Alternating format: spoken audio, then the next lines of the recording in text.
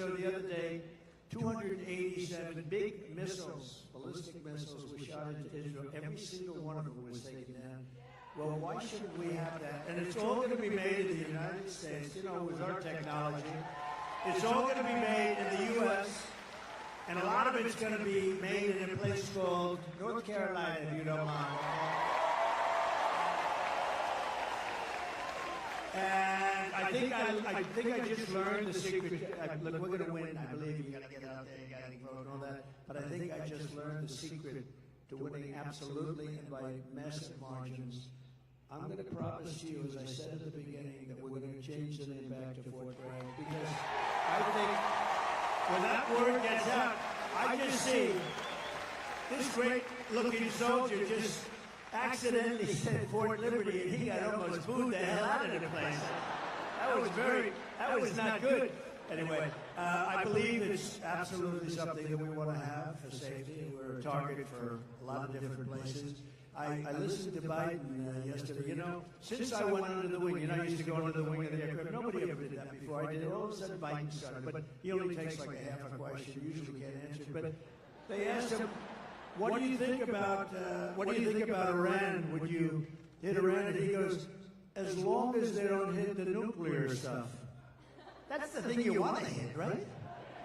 I said, I think he's got that one wrong. Isn't that the one you're supposed to hit? I mean, it's the biggest risk we have. Nuclear weapons, the power of nuclear weapons, the power of weaponry. You know, I rebuilt the entire military, jets, everything. I built it, including nuclear, and I hated to build the nuclear, but I got to know firsthand the power of that stuff, and I'll tell you what, we have to be totally prepared. We have to be absolutely prepared. But when they asked him that question, the answer should have been, hit the nuclear first and worry about the rest later. And that's what they should. If they're going to do it, they're going to do it. But we'll find out whatever their plans are. But great question. Thank you very much. Thank you. Look at Russia with Ukraine. That's a disaster. Look at the Middle East. It's exploding all over the place. And we have people that, look, we have a president that spends most of his time on the beach sleeping. I never saw a guy could sleep in front of a camera. Does anybody think of it? I don't sleep that much. I toss and turn. I think. I'm always thinking. You ever do that? You're sweating, you're thinking, and you're trying to figure out how to beat this one, that. Look, how to make our country great. But I toss and I turn. This guy just falls asleep on the beach like there's nothing to it. I wish I had that ability. That's one ability he has that I do not have.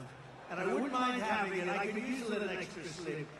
But we are going to do things with our country. We just have to be respected again. You know, Viktor Orban, he's, the fake news, a lot of fake news back there, by the way.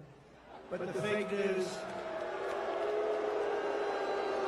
The fake news says, they call him the strong man. He's the head of Hungary, and we have, and he's a very strong guy, very tough guy, but I mean, more than anything else, a very smart guy.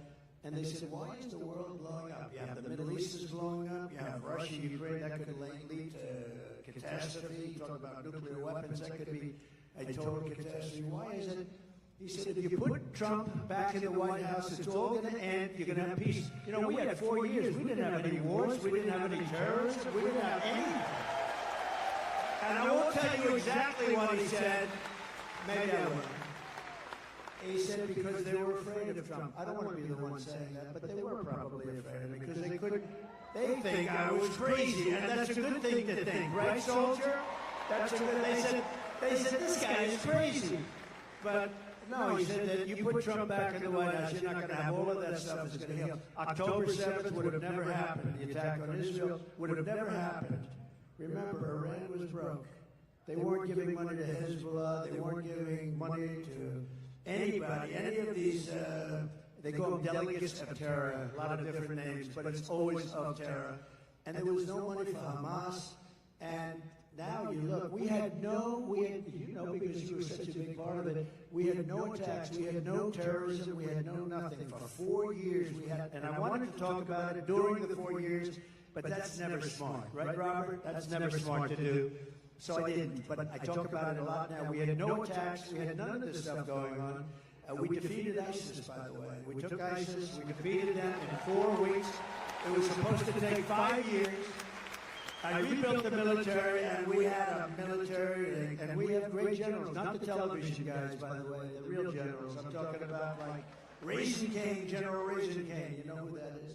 But we defeated ISIS quickly. It was supposed to take 5 years. We did it in 4 weeks. We have a great military, and we have a military that's not woke. You may have a few people on the top that are woke, and we're going to get rid of them so damn fast.